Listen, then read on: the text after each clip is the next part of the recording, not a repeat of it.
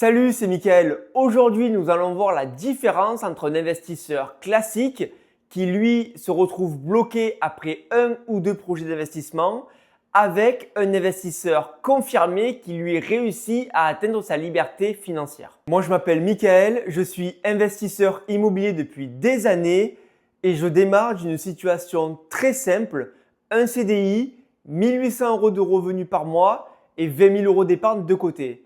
Et je me suis retrouvé dans ces deux types de profils. Le premier en tant qu'investisseur classique où j'ai fait quelques erreurs qui m'ont freiné dans mes projets.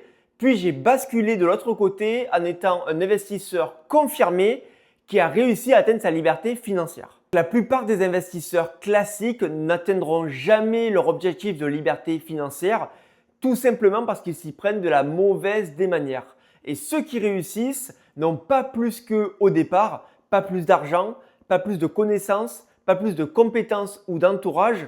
C'est simplement qu'ils ont compris la chose essentielle pour atteindre leur objectif de liberté financière. Et avant de vous montrer ce tableau de comparaison pour voir comment agissent ces deux types de profils d'investisseurs, voici ce que je vous offre en cliquant sur le lien juste en dessous de la vidéo, un tableau de rentabilité qui va vous permettre d'avoir le suivi de votre projet mois après mois, année après année pour avoir un objectif clair et un suivi clair de votre projet. Allez, c'est parti. Alors, la première chose, c'est qu'un profil d'investisseur classique, il va raisonner, lui, projet par projet. Donc, cela signifie que ce profil-là, il va toujours réfléchir à son futur projet. Il ne va pas mettre en place une vraie stratégie d'investissement. Il va investir en fonction de là où il habite, ses conditions de financement possibles, c'est-à-dire qu'il va aller voir sa banque en premier, il va demander combien il peut emprunter dans son projet et il va suivre le projet de la banque. La problématique avec ce type de profil, c'est qu'il ne va pas prendre en compte son apport. Donc, dès le premier projet, il va peut-être mettre trop d'apport. Il va peut-être réaliser un premier projet avec un taux d'endettement déjà trop élevé, au-dessus des 30%. Et du coup, il va se retrouver coincé pour enchaîner les projets. Alors qu'un investisseur qui veut, lui, atteindre sa liberté financière, il va mettre une vraie stratégie d'investissement en place. C'est-à-dire que lui, avant même de réaliser le premier projet, il va anticiper les 5 futurs projets suivants. Et donc, son raisonnement est complètement différent. Par exemple, il ne va même pas aller voir la banque.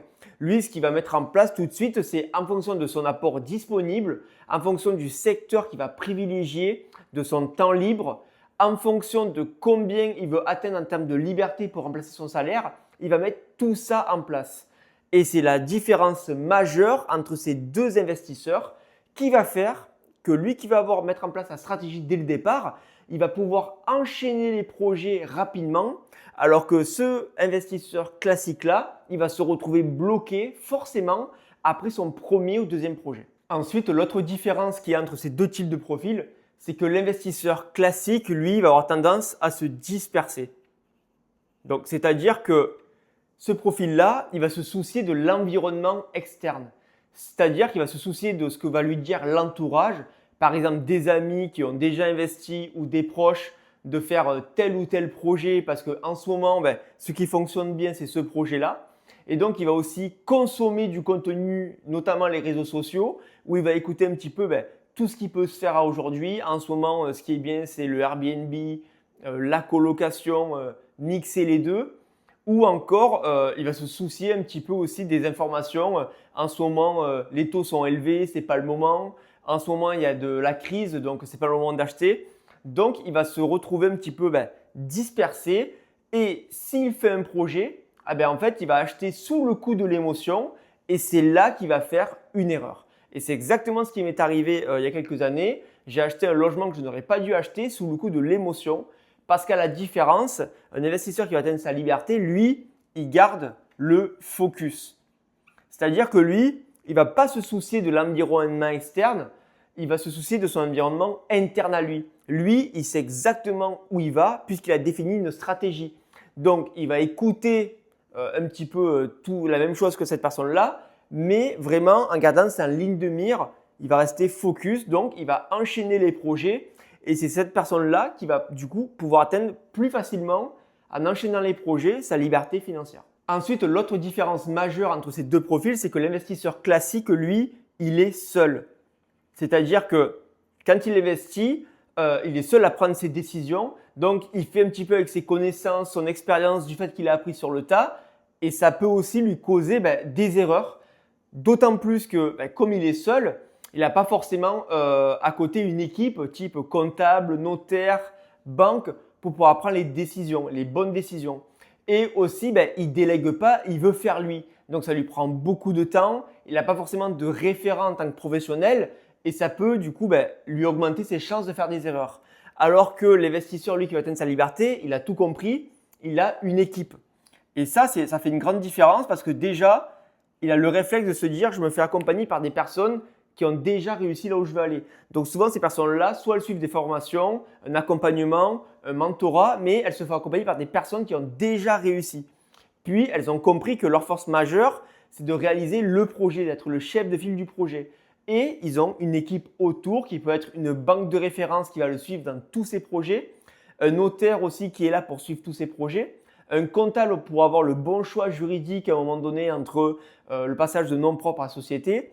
Bref, cette personne-là, elle gagne aussi du temps puisqu'elle délègue aussi ses projets. Ça peut être des recherches, ça peut être aussi avec des artisans de confiance, ça peut être aussi avec des conciergeries pour la location. En tout cas, il est le chef du projet et du coup, il est encore plus focus sur sa stratégie. Donc, tout est lié dans ce profil d'investisseur-là. Et enfin, la différence entre ces deux profils, c'est que l'investisseur classique, lui, il stagne dans ses investissements. C'est-à-dire que par exemple, quand il va faire un projet d'investissement sur 20 ans, il va garder son projet pendant 20 ans, il va rembourser son crédit, même si tous les mois, il va gagner 100 € par mois par exemple. Et donc en fait, ça va être compliqué de pouvoir enchaîner, atteindre sa liberté par exemple avec 100 € par mois de cash flow. Ensuite, du coup, il n'a pas de suivi. C'est-à-dire qu'en fait, il n'a pas de tableau où il peut savoir mois par mois, année après année, ce qu'il a remboursé, ce qu'il a gagné, ce qu'il a perdu et du coup, avancer du coup plus rapidement. Et enfin, ce profil-là, du coup, d'investisseur classique, en fait, il stagne dans le sens où il va faire un projet peut-être tous les ans, tous les 3 ans, tous les 5 ans, en fonction souvent de l'apport qu'il a de disponible, du temps qu'il a alloué. Donc, il n'est pas focus, il n'a pas de stratégie, il stagne. Alors qu'un investisseur qui va atteindre sa liberté, lui, il accélère. C'est-à-dire que on revient du coup à l'investisseur qui est là, qui stagnait. Lui, il va arbitrer ses biens. Donc, par exemple, on va prendre un premier projet. Il a investi dans un appartement, 100 000 € de capital. Il investit dans un bon secteur qui prend 1% par an. Et peut-être qu'au bout de 7 à 8 ans, il va regarder et il va se dire voilà, il me reste plus que 80 000 € à rembourser. Donc, je gagne 20 000 € plus le bien a pris de la valeur. Donc, il vaut par exemple 120 ou 130 000. Et donc, en revendant le bien, il va peut-être récupérer 20, 30 000 € qui va lui permettre pas du coup de gagner 100 € de cash flow, peut-être d'en gagner 400 ou 500. Et donc, par effet, on appelle ça d'arbitrage. Tous les 4, 5 ans, peu importe, en fonction de quand c'est le bon moment de vendre son projet, du coup, il va arriver à accélérer pour gagner de plus en plus de cash flow en achetant de nouveaux biens. Et du coup, comment il fait pour arriver à faire ça? C'est parce que cet investisseur-là, il a un suivi. Il sait exactement en fait, son capital, ses rentabilités mensuelles. Il a un tableau en fait, mois par mois, année après année pour savoir où il en est. Et du coup, cet investisseur-là, il investit aussi au début peut-être une fois par an, mais une fois que du coup il a mis une stratégie en place et qu'il a commencé du coup à comprendre le schéma, peut-être qu'il va reproduire 2 fois par an, 3 fois par an les investissements et par le phénomène d'accélération, il va pouvoir atteindre sa liberté financière beaucoup plus rapidement. Donc voilà la différence majeure entre ces deux types d'investisseurs classiques qui raisonnent projet par projet, qui se dispersent, qui raisonnent seuls et qui stagnent, qui n'atteindra pas sa liberté financière par faute de mauvais choix, et celui qui atteint sa liberté financière parce que tout simplement il a mis une stratégie dès le départ, il est focus, il a une équipe et il accélère. Donc la bonne nouvelle par rapport à ça, c'est que ce n'est pas magique, ce n'est pas inné, c'est rationnel, c'est-à-dire que ça s'apprend. Et donc avant même de voir cette partie-là, le plus important, c'est de savoir d'où on démarre. C'est-à-dire que ce n'est pas la même chose lorsque on finit d'être étudiant, qu'on a un premier CDI au SMIC, peu d'épargne, ou ensuite qu'on a 25-35 ans, qu'on a son CDI depuis des années, qu'on a un petit peu d'épargne de côté, ou alors qu'on peut être plus avancé dans l'âge, une quarantaine d'années, On a des enfants, on a pas mal d'épargne de côté et on va investir. Donc, dans la prochaine vidéo, on va voir en fonction de son type de profil, quelle serait la bonne stratégie d'investissement à mettre en place pour arriver à atteindre sa liberté financière.